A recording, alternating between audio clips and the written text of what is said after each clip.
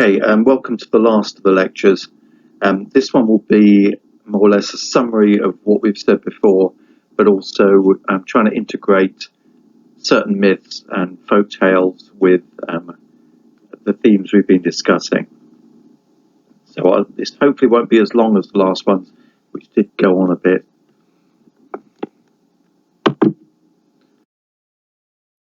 So I'll start by talking about the story that got me into all of this. It was a tale to do with the Irish hero Cuchulainn. Cuchulainn is a kind of wunderkind. He's a young, very young man when he becomes the hero of Ulster. This is the tales are set in the Iron Age, in Ireland in the Iron Age, and Cuchulainn, who is christened, well, christened's the wrong word. When he's born, he's named Shedanda, and he's the nephew of the king Connachor mac Nessa. But he gets his name Cuchulainn when he kills the hound of the smith Cullin, and takes the place of the hound in defending the smith's land. So they call him the Hound of Cullin, which is Cuchulainn. And he's only sort of a 7-year-old boy when he does this. He's like the Irish Achilles. He lives fast and dies young. I think he dies at the age of 27, like Jim Morrison and Janis Joplin is one of those. But one of his tales involves the rescue of a woman named Blornat. The tale is called the Death of Curoi. Curoi is a kind of demigod, a king of County Kerry, which is named after him. Curoi becomes Kerry. The tale, there are a number of versions of this folk tale, some of them recorded quite recently, but the tale really tells of a cattle theft, a theme that we've been mentioning throughout these lectures. It starts when the men of Ulster are attacking an offshore island, and they are aided in this attack by a mysterious man in a grey cloak, who they don't really know who he is, but they're happy to have him help them. They plunder this island, and when they share the spoils of the plunder after the raid, they're sharing them out, but they fail to give this man in grey his share of the spoils, and rather chagrined by this, he decides to take the best spoils for himself and go back to where he came from. And these best spoils are a woman named Blornat, a cauldron that she owns, and 3 magical cows belonging to someone called Yukna. Now, these cows have this property whereby they have birds which sit on their ears, and as they're sort of picking at the ears, it makes the cows produce the milk of 10 cows or 30 cows each. So there's a prodigious amount of milk that these cows are producing. And this man in grey, who reveals himself to be Curoi, the king of Derry and a Kerry, and a demigod to boot, puts the woman under one arm and the cauldron and the cows under the other, because he's a giant figure, and goes back to his castle, which is somewhere in the province of Munster in the south. Now, the men of Ulster are rather annoyed at having lost the best spoils, the woman and the cauldron and the cows, and so they send Cuchulainn after Curoi in order to gain the spoils back. And this is a version of that myth that we've been looking at, the cattle raid.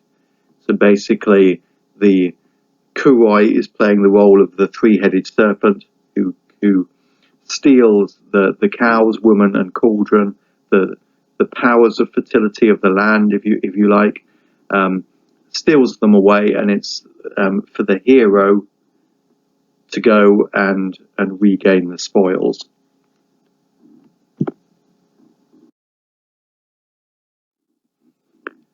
And it ties in with some of the myths that we've been looking at, some of the classical myths, such as the rape of Persephone, or sort of Norse tales where the goddess of fertility is taken by the giants. What this is, it's a seasonal myth where the power of the sun decreases and the fertility of the land decreases. As the goddess of fertility, the power of the sun is imprisoned in the underworld during the winter. And so we are looking at a midwinter myth where the sun returns thanks to its rescue by the hero.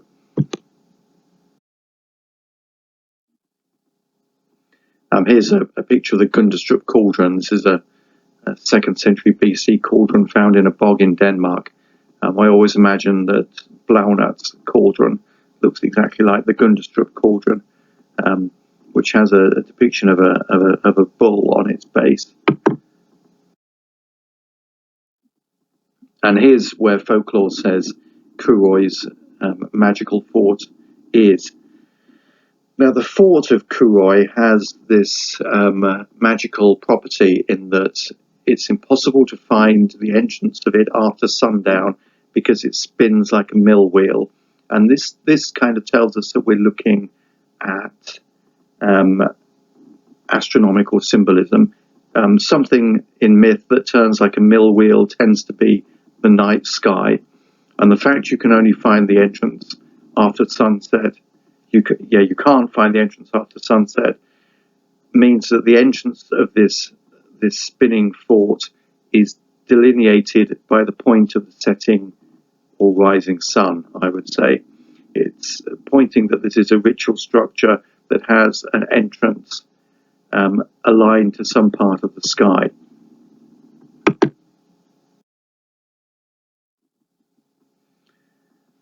So, having stolen Blaunat, Cuchulainn sets off to find her, and he sort of secretly liaises with her and becomes her lover, and tells her that he will rescue her, but she has to find some way to incapacitate Curoi, who's this magical giant. And the story says, moreover, a province of the Erein set forth to go with Cuchulainn. It was on that day Blaunat advised Curoi, that's her captor, that he should build a splendid enclosure for his stronghold of every pillar stone standing or lying in Ireland. The clan Dedad set out one day for the building of the stronghold, so that he was all alone in his fortress on that day. So basically the myth is saying that a stone circle is being built, a stone enclosure is being built. So it's a hint that this story, again, is to do with the ritual structure. There was an agreement between Blaunat and Cuchulainn, namely to pour the milk of Jukna's cows down the river in the direction of the Ulsterman, so that the river might be white when she was bathing Curoi. So it was done, it was poured down to them, and the river became Finglas, white-flecked. She then began lousing his head in front of the stronghold. This is a strange image. What the story is saying is that where she's captured in the fortress, which is now ringed with stones, a river, Finglas, the river runs through the fortress.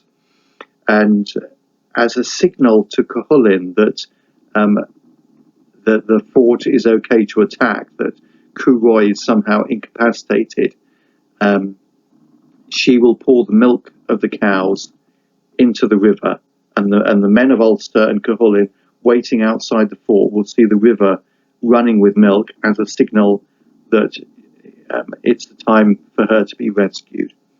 So it's the river of milk is a signal given by this female figure that the time is ripe for her to be rescued.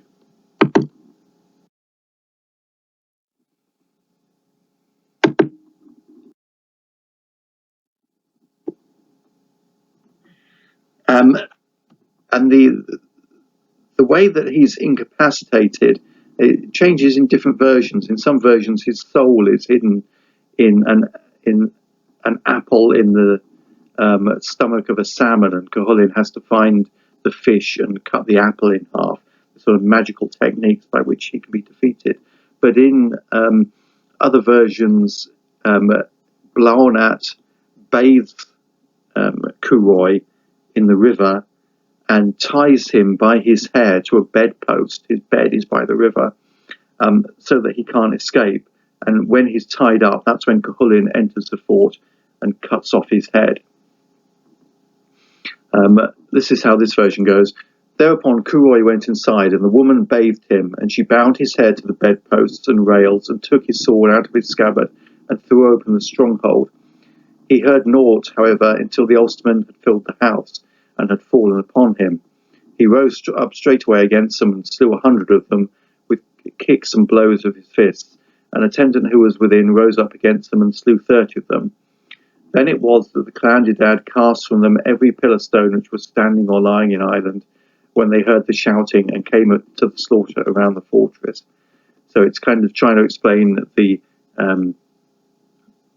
disarrayed state of stone circles in Ireland, the way they look collapsed, that it's because they were thrown down during this conflict.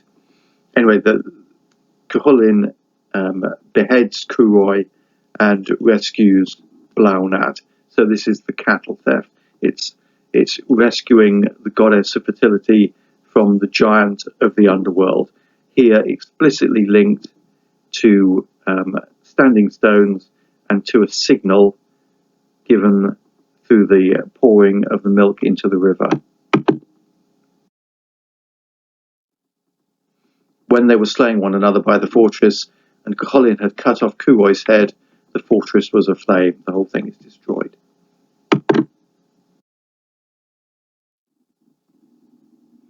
And here's a summary I found online of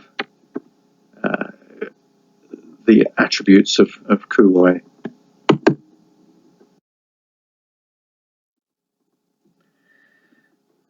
Now, this isn't the only version of this cattle theft myth. There are a number of versions in Irish tales, especially tales called cattle raids or Toyn, like the Toynbee Cooley, Toynbee Froic. And another version which on first appearance doesn't seem to be a cattle raid, but when you read under the lines it is the Battle of Moytura. This is between the gods and the demons in way back in Irish prehistory, and it says how the demons called the Firbolg steal the cattle of the gods, the children of Danu, the two-hearted Danan. And in order to get them back, they send one of their gods, the Dagda, who is depicted usually naked and carrying a club, like this Cernavus giant here on the left. And he's also associated with the burial mound at Newgrange. He is sent into the camp of the enemies, into the camp of the Firbolgs, in order to try and sort of stall the battle, to get their magical secrets, and to win back the cows. It's like Cuchulainn going to rescue Blawnat. What happens is, when he gets into their camp, the Dagda is forced to eat porridge out a giant hole in the ground, and then while he's there, he manages to sweet talk the daughter of the king of the Firbolg, and she agrees to help him in the upcoming battle. So she plays the role of Blawnat in this certain myth. Now, as the Dagda exits the camp, she follows him, and they make love, and she says that she will help him in the upcoming battle. But there's a couple of elements in this tale that again point to a more cosmic origin to this saga. So as the Dagda, which means good God, that's his name, leaves the camp, this daughter, this Blornat figure, begins to follow him. And there's this strange scene where she wrestles with him, and it says he sank to the hollow of his rump in the ground. He looked at her angrily and asked, "What business did you have, girl, heaving me out of my right of way?" "This business, to get you to carry me on your back to my father's house." "Who is your father?" he asked. "I am the daughter of Indek, son of Didomnan," she said. So she says, "I'm the daughter of the king of the it's actually the Fomorians and Firbolg, the Fomorians, who are the demons who the gods are fighting." Having eaten all this porridge, he then either throws it up or craps it out, which enables him to move more easily than he had. Then he moved out of the hole after letting go the contents of his belly, and the girl had waited for that a long time. He got up then and took the girl on his back, and he put 3 stones in his belt. Each stone fell from it in turn, and it has been said that they were the testicles which fell from it. At that point, the two make love, and she promises his help to help him in the forthcoming battle. And the gods win the battle and take back all the cattle that have been stolen, thanks to the help of this girl. So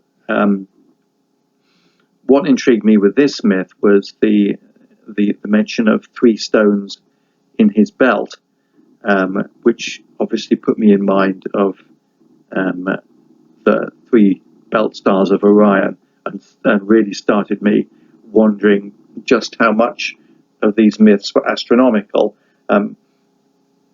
Obviously, then the milk poured in the river in the Blornat myth started to appear as a possible Milky Way analogue, and this really started the whole quest for me. So when I did start looking at stone circles and henges,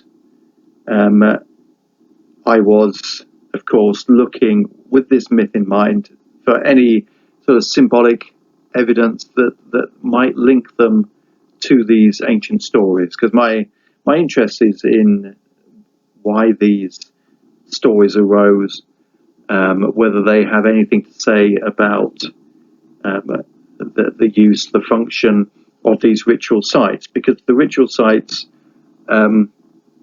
existed in a time before the written word, so we have no idea of their purpose or how they were conceived. The only information we have are from later myths, and certain scholars have questioned the validity of these myths. They say, should we use myths written down in the medieval period, purporting to talk about Iron Age and earlier sites? Can we believe that they're anything but medieval imagination? Well, by reconstructing the Indo-European myths and showing similarities between them, I think I have shown that a lot of these myths do go back to the Neolithic. So we can use elements found in the myths to illustrate and illuminate what was going on in the structures, if we can find any analogues between the structures and the myths. And so this is what I was looking at when I'm looking at the myths. I'm at the structures. I'm trying to see if there's anything there that is a reflection of what was found in the mythology. So, for instance, when you read about the clan Dedad, who were throwing down the pillar stones or forming a fortress made of pillar stones, then you're automatically thinking, is this some dim memory of the why and wherefore of the building of stone circles, or is it just a kind of medieval piece of fabrication to try and justify how and why these things were built, in the same way that Stonehenge was said to have been built by giants, which could just be not the memory of an actual giant race, but a a way of trying to explain to a culture that has no real idea of what preceded it. Anyway, looking at Stonehenge, as I've mentioned before, aside from the actual physical buildings, what had been left, I started looking at the material buried remains, the artifacts found there, to see if I could tie them into myth.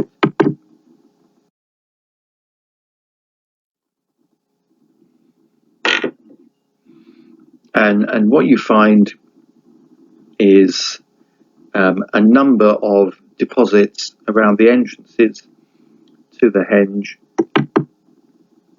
at different periods. I'll flick through these quick so you can see them, but basically what we find is a lot of cattle bones, cattle jaws, horns, and chalk balls.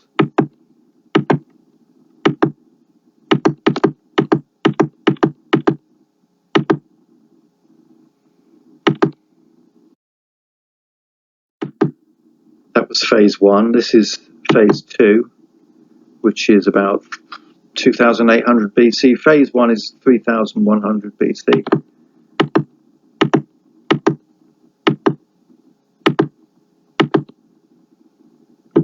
We see chalk balls,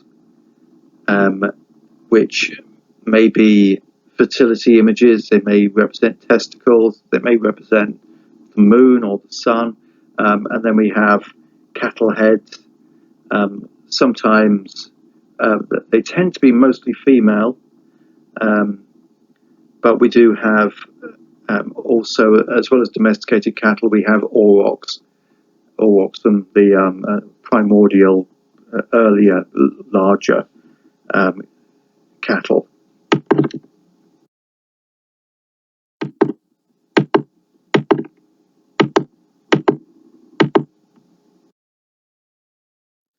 So that wasn't overly exciting, but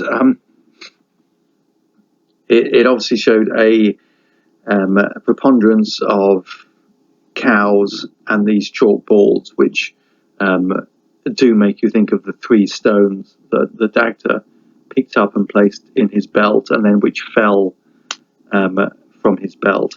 Now, if you think in terms of what the testicle perhaps represents, it's a kind of farming analogy. He also has this club, which is obviously phallic in some way, but as he walks, the club drags along the ground, causing a furrow. So the idea of him walking along, dragging his club, and then the seed falling from his belt, the three stones falling, the testicles falling from his belt into the ground, makes you think of a ploughman sort of dragging the ard or the plough through the ground and then throwing the seed from the belt, from the bag at the belt. So it's a farming analogy as well as a sexual one,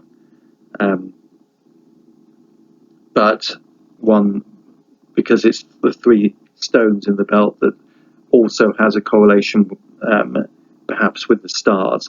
But we can see why such a figure and such a myth would occur in a ritual talking about the return of fertility to the land, if it also ties in with a planting mythology, with a rite that perhaps is enacted at the start of the planting season with the ploughing and the sowing of the seed. So having found that the cows and the stones tend to be found at the entrances or exits, whichever they are, of the henges, rather than sort of directly in the centre. They're concentrated on the edge. The question is, what are these entrances and exits for? Are they simple doorways, or are they oriented on specific points? And as we've talked in these lectures, a lot of my research was trying to find out what the orientation was, because the general idea before I started was that these were to do with the rising and setting points of the sun at the normally at the summer solstice. This was the idea amongst the general population. If someone said, "What is Stonehenge aligned on?" they will say midsummer solstice, although we think it's midwinter.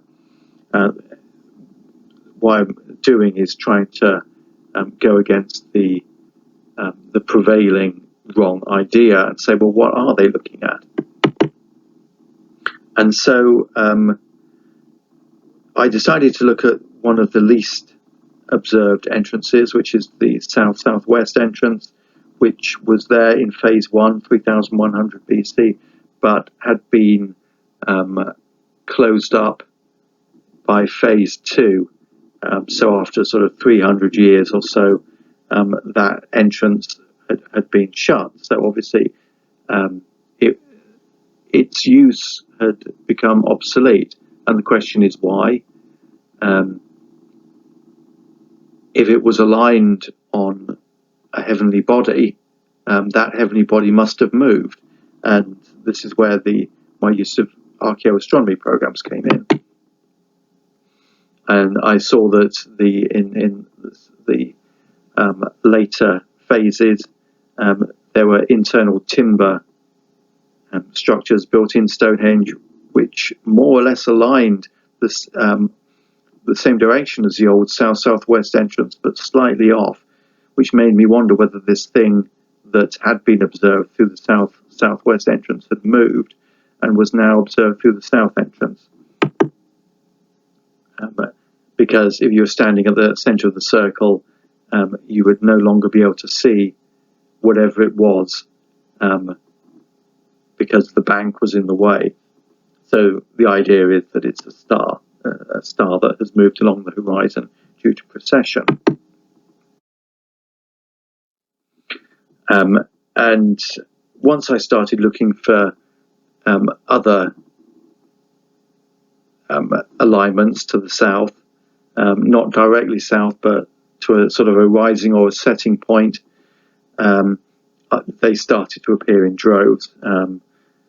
There are a large percentage. I'll talk about this in a second, the actual numbers.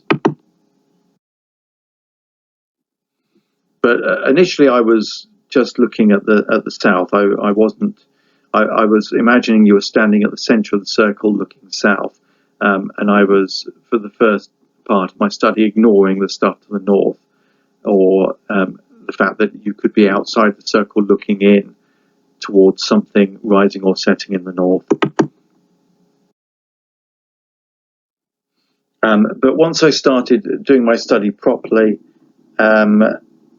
I identified about 40 main sites. I tried to spread them out as much as possible to give a wide geographical distribution, and then decided that I would look at that I would plot their all their entrances to see whether they were pointing to any certain points in the sky, whether they were pointing to any specific landscape features, such as hills or rivers.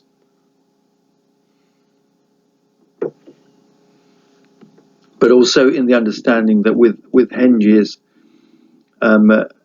we were looking at symbolic and sacred places, which were the reversal of normal defensive sites, because they had the bank on the outside of the ditch, which is not what you would do if you were defending a site. So the idea was that you were defending the land outside from what was inside. So these sites were almost like airlocks. You were trying to keep something sacred inside. If you think about sort of the biblical examples like the Ark of the Covenant, how dangerous the sacred could be. The idea is that you try and insulate the rest of your territory from the power of what is inside.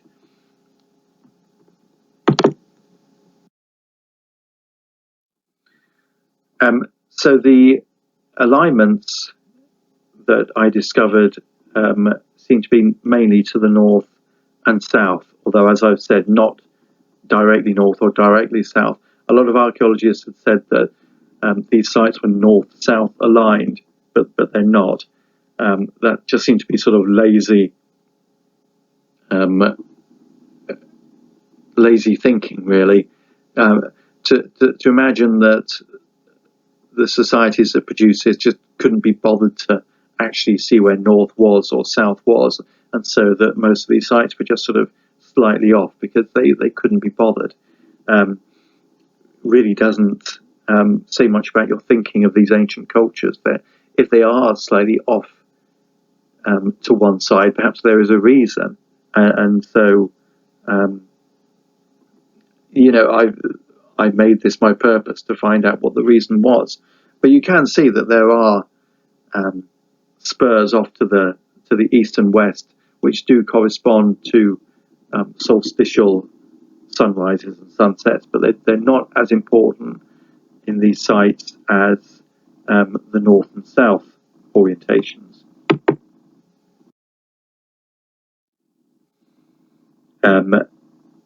So looking at numbers, when we look at places like Stonehenge, there is obviously an interest in the solstices with the rebirth of the sun, but the sites aren't set up specifically to point at these in every case. There's a nod to it in a lot of cases, such as at Stonehenge, but in other cases it is just a small nod, and other alignments are more important. So only a quarter of the sites that I looked at show any kind of sunrise, sunset alignments at the solstices. This is the midwinter, 24%.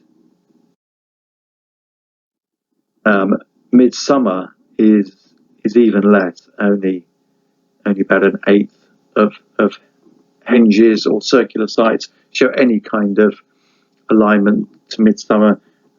It's associated so largely with the sites, mainly because of Stonehenge, because Stonehenge is the most famous stone circle in the world, and there is an alignment along the axis of midsummer. This is why that idea has become prevalent, although, as I've said before, scholars believe it's midwinter, which is the actual alignment. The two just happen to be on the same line.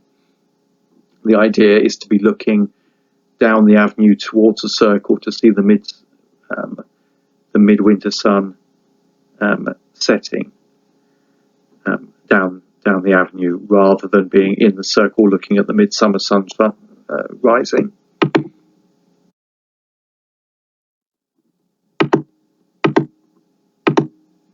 So getting back to this alignment, what was it on? It seemed to be lining on the Southern Cross. Having sat there with my astronomy software and clicking through every hour of the night in this era, the Southern Cross is the only real candidate. It's a really bright and dramatic constellation. There's nothing else like it in that portion of the sky that these sites could be aligned on, and it's in the Milky Way. You can't see it in this image, but it's a pretty dramatic site.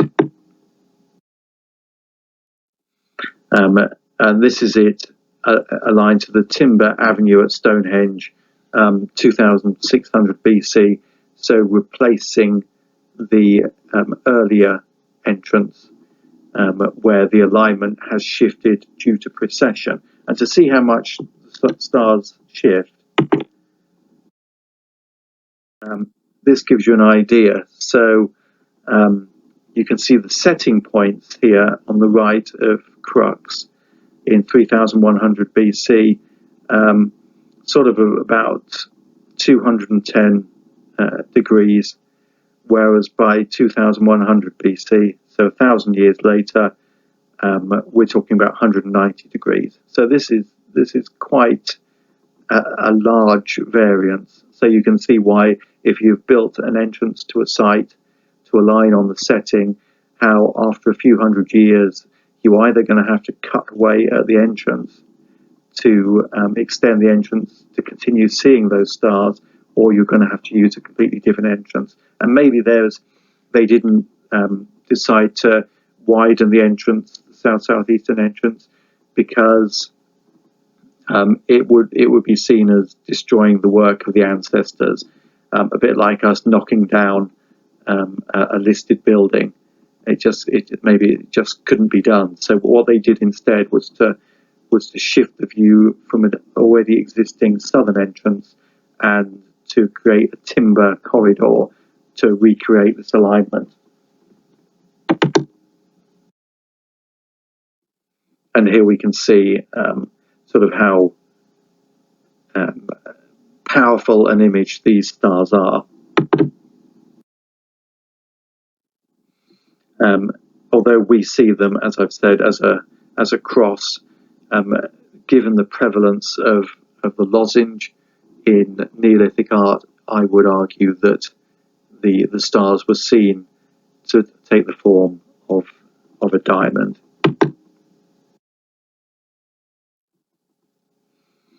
Now, having found that the alignment seemed to be on the stars of Crux, this obviously suggested that the whole of the Milky Way might be important. And I began to realize that most of these henges had two entrances. Some have four, some have one, but the majority have two entrances. And they tend to be diametrically opposed. When I started plotting the position of Crux at either its rising or its setting, depending on which one was viewed through the entrance, and then traced in the path of the Milky Way across the sky, the other end of the Milky Way seemed to align to the other entrance, and this went along with an idea that Tim Darvill had suggested, that the position of Stonehenge in the landscape and the entrances seemed to mark the position of the River Avon in the landscape, as if the Stonehenge environs were being symbolized within the henge itself. So you could imagine that the river is running from one entrance to the other. And in my calculations, this was mirrored by the river of the heavens, the Milky Way.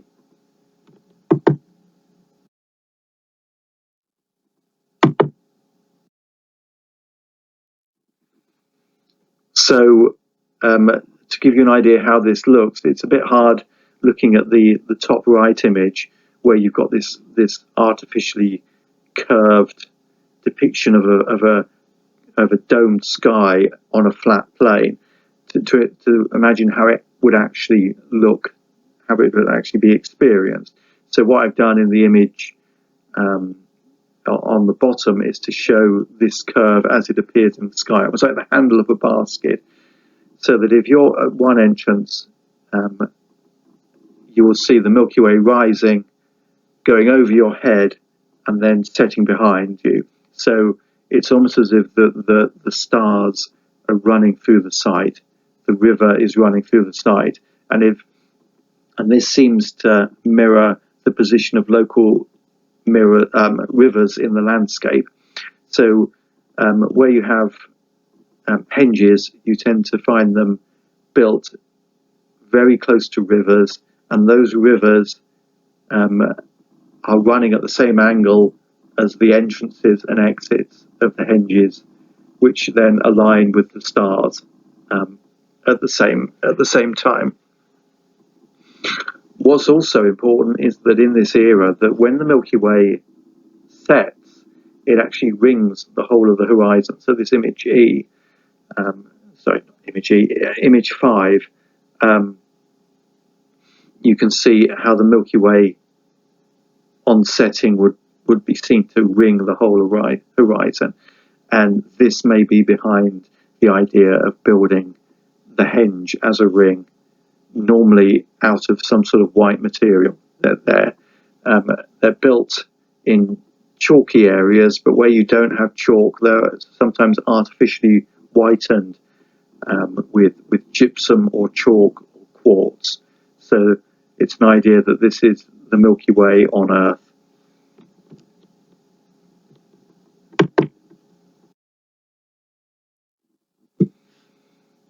So these are just a few slides showing how the Milky Way can align with all these henge entrances.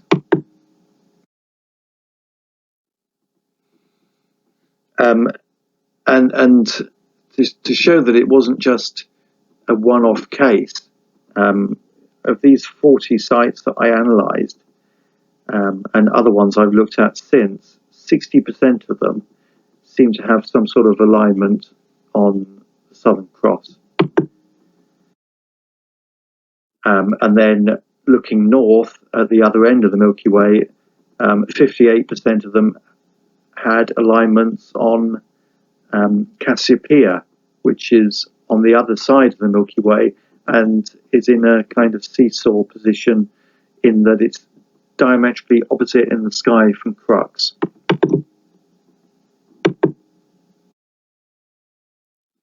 So here we see at Thornborough the northern entrance aligning on the setting of Cassiopeia, and you can just about make the Milky Way out, sort of almost flat along the horizon. The Cassiopeia at this point, depending where you are in Britain, if you're in Orkney, it doesn't actually set, so it doesn't actually go below the horizon. The further south you are, it does disappear. From sort of Wiltshire, here we are looking at Tannon and Milk Hill, which are the two highest peaks in Wiltshire, as seen from the Superhenge at Marden. And remember what I said last week about the two hills as goddess images. Well, here are the two highest hills, Tan and Milk Hill in Wiltshire, and from the centre of the henge at Marden, the left hand star in Cassiopeia, Tegin, the left hand of the W, grazes the top of both hills. It's almost as if if the star is associated with some kind of deity, then that deity is touching the earth, and it can only be seen from this point. So you can imagine if you're sort of a few miles the other way or closer to the hill, you will not see that star grazing the horizon. You have to be in that specific place. So what kind of coincidence would it be that the henge just happens to have been built at the place where that star grazes the two hills? I think it's beyond coincidence, and it starts to suggest why henges were built at a certain place. Also at Marden, the river runs through the centre of the henge. It's one of the rare examples where the river actually goes through the henge, just as we saw in the Blornat and Curoi myth. What we don't know is whether milk was poured into that river in any kind of capacity, but pottery found deposited at places like Durrington Walls in Wiltshire has been analysed and has been found to contain milk or cheese proteins, and these are offerings. So we think dairy is definitely being used as an offering. So it wouldn't surprise me at all whether the river is being filled with milk in the same way that it was in the myth. And just look at the name of the hill, Milk Hill. Tan means fire in Welsh. So you've got Fire Hill and Milk Hill.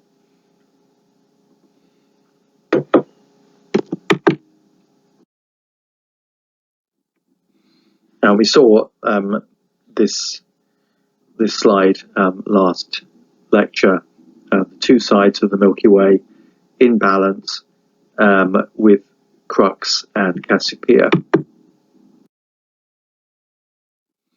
And the same shapes of these two constellations reflected in monuments which are aligned to them. So here at Fornox in Ireland, the passage is oriented. If you're standing in the passage looking out, you're seeing the rising of Cassiopeia, and in that direction you have that zigzag lintel stone. And if you're looking into the chamber, you'd be looking towards the rising of Crux, and on that wall you have the lozenge pattern. And at Barclodiad at Gowres, we have the female image I talked about last time, which seems to again suggest this pattern, and that this may be the depiction of a Milky Way goddess. And again, actually last time I said that the centre stone was from Brynchelly. It's actually from Barclodiad at Gowres, and the one on the right is from Brynchelly.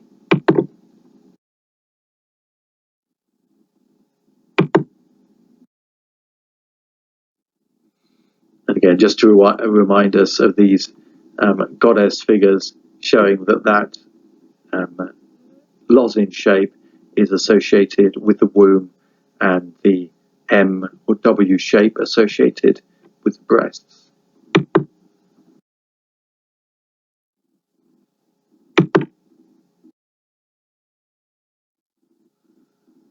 And the whole thing may be part of a depiction of a anthropomorphic sky deity in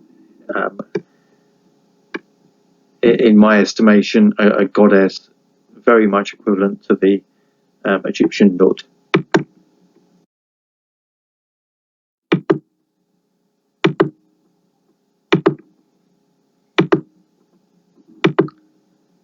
As we can see, it's not a rare image at all, and it appears sorry about the animations. The lozenge is still found in Bronze Age art in Britain. One thing I talked about last time was the equivalent of the face and the body and the bucrania, and I said how on things like the Fulton drums, the face could also be a body.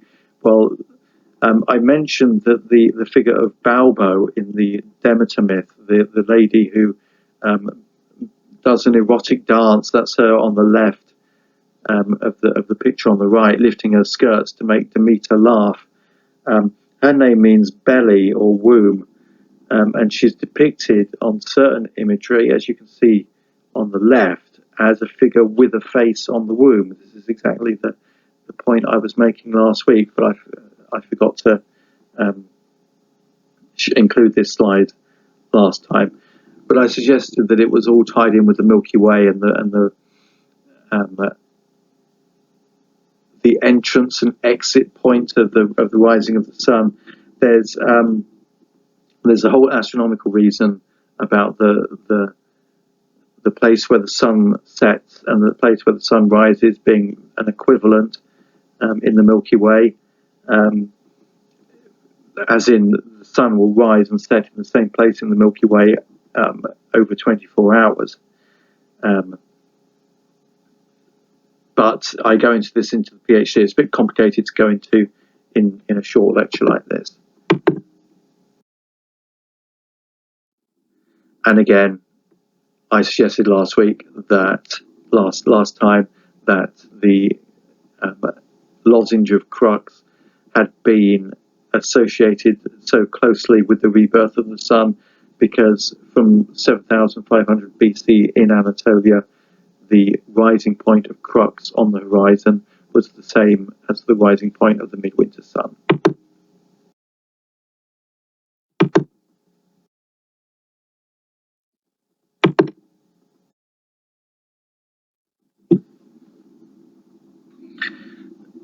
So the question then was whether this Milky Way goddess appeared in myth. Obviously, the sun goddess does. Amaterasu is the sun goddess who is hidden, but there is the separate figure of the Milky Way goddess in Japanese myth. She's Azumi, or Ame no Azumi no Mikito, the whirling heavenly forthright woman, and she dances at the foot of the Milky Way in order, doing that erotic dance that makes the gods laugh, and then Amaterasu comes out of the cave to see what the gods are laughing at, and then the sun is, she as a sun is rescued. The whirling heavenly forthright woman is then given the Milky Way for doing this deed. So she is a Milky Way goddess. If you look at the actions of the Milky Way during the night, part of which sort of bifurcates, so on the left-hand side, so it looks like a pair of legs. The way that the Milky Way spins in the sky does look like a dancing woman. So this is the somersaulting goddess whose dancing brings forth the sun.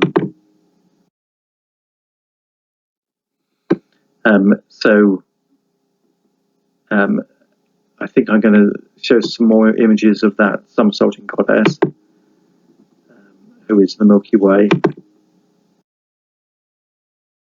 And here we are, the egg-fed girl with the sun on her belly. So her dance is a kind of spring ritual to bring about the rebirth of the sun.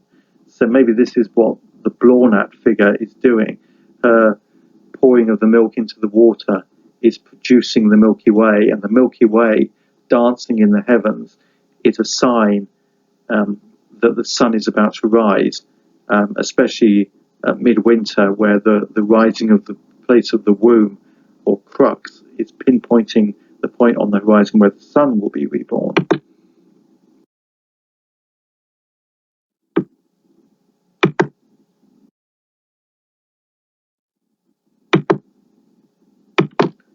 Again, we've seen all these images before.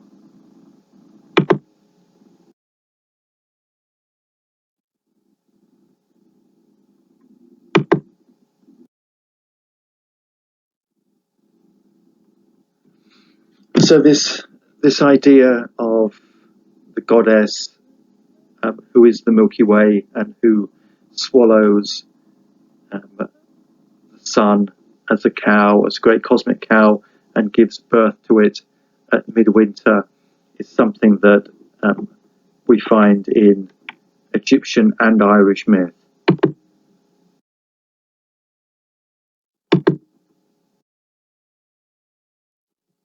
In Irish myth, it is associated with Newgrange, with Boyne, who is the wife of the Dagda, the cow rescuer who we mentioned earlier with his club. Boann meaning white cow, and giving her name to the waters of the Boyne River.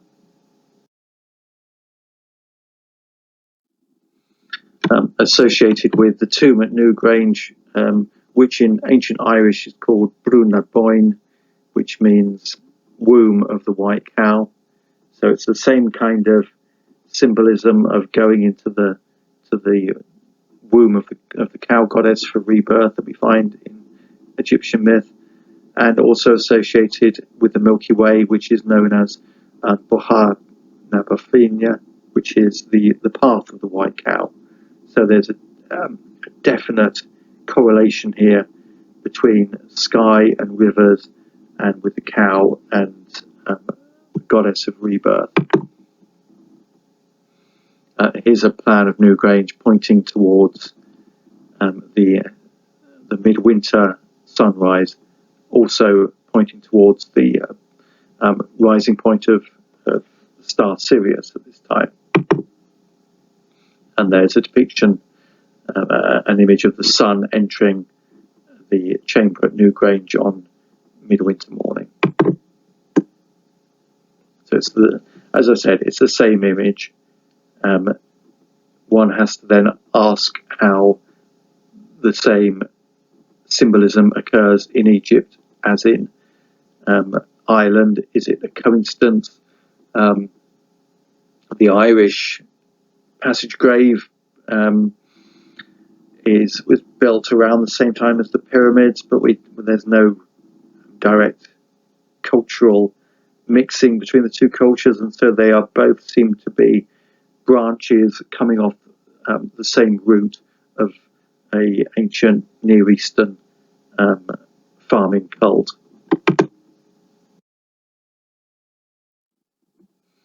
And we can see the spread of this cult from the Near East, and its symbols of the goddess and the cow.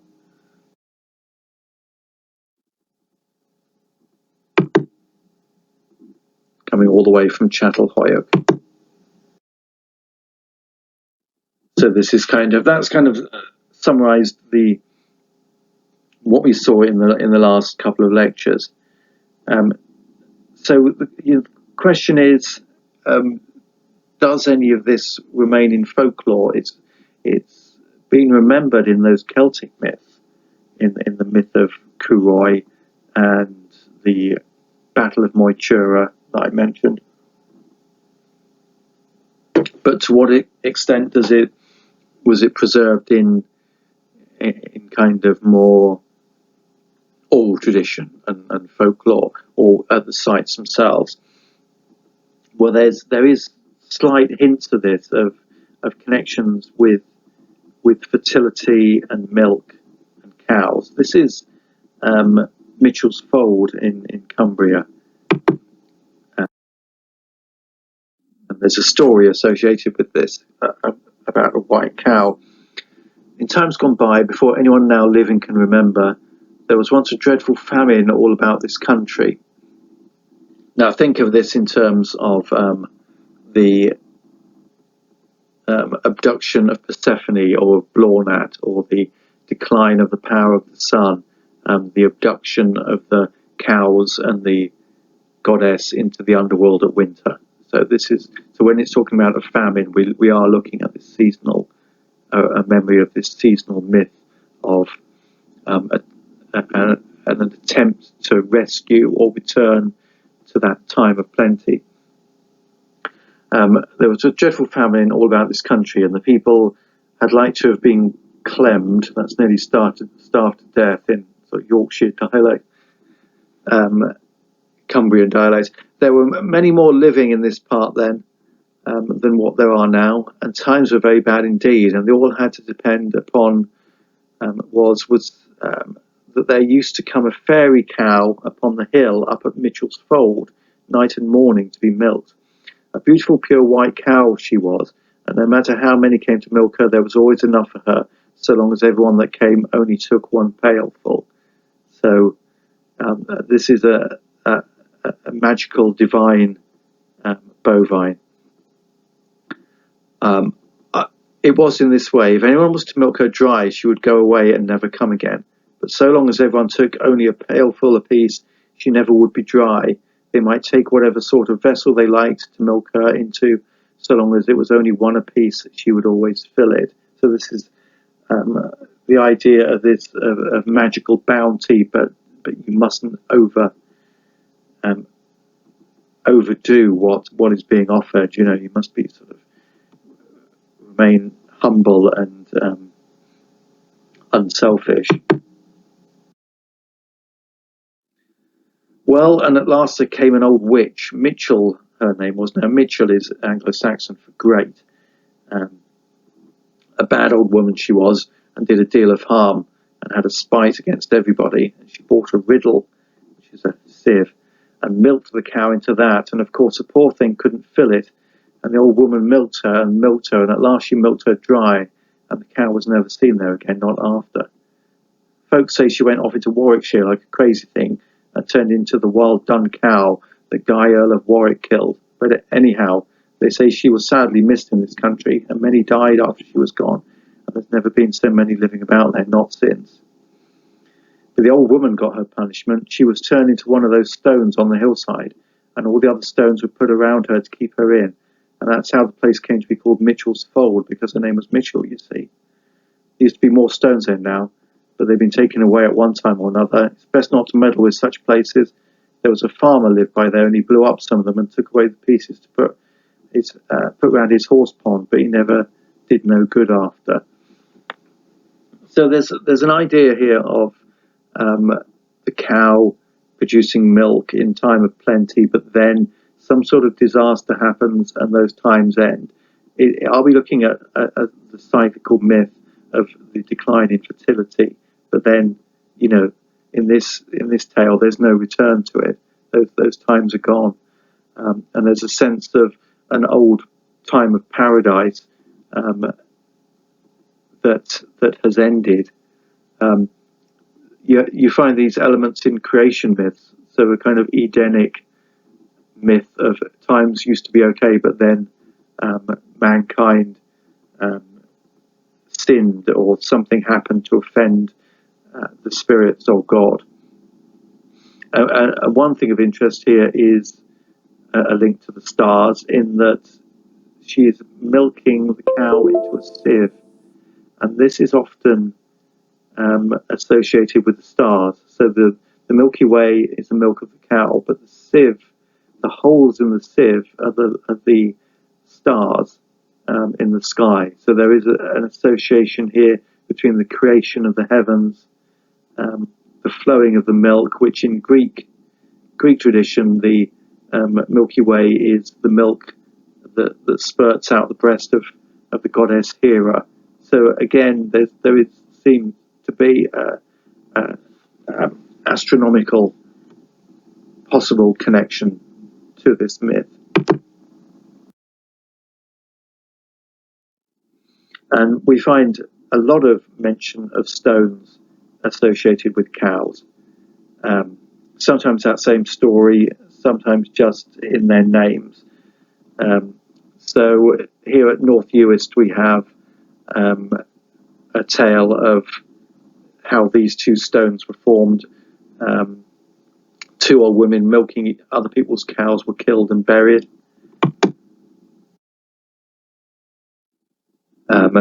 This is the white cow of Critchy. In Wales, we have a number of stones named Calf and Cow, or it's the Buwch a'r Llo at Melindor at Cardiganshire. Here's another pair, the Buwch Wen a'r Llo on Pumlummon, which is at the very centre of Wales, said to be the sort of the symbolic centre. 5 peaks, it means. 5-peak mountain from which the rivers Severn Wye and Rheidol rise. So we've got configuration called Buwch Wen a'r Llo, the white cow and calf, close to the source of the Severn, and suggestive of a recurrent narrative motif linking white cows and river sources. So again, something that we've seen in Ireland with Boyne and with the Milky Way and the Egyptian goddesses in the Nile.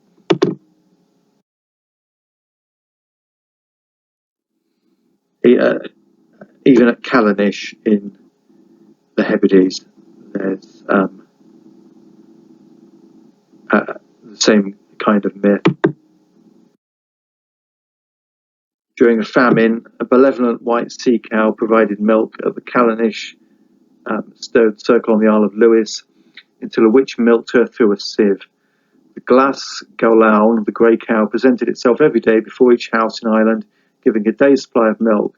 So she continued until an avaricious person laid in a quantity for traffic, whereupon she left Ireland, going into the sea off the hill of Howth. And here, there's another few stories underneath here, and I think I've got a link to there's an article online which has put a lot of these stories together. Yeah, here we are. Till the cows come home. In County Limerick, a cow emerged from the River Deal. She was milked 100 times a day. She would each time fill a can. She departed into the river and was never more seen when she was cursed by a woman milking her. So folklore does seem to preserve elements of the connection between these sites and cows, rivers, fertility, and the stars.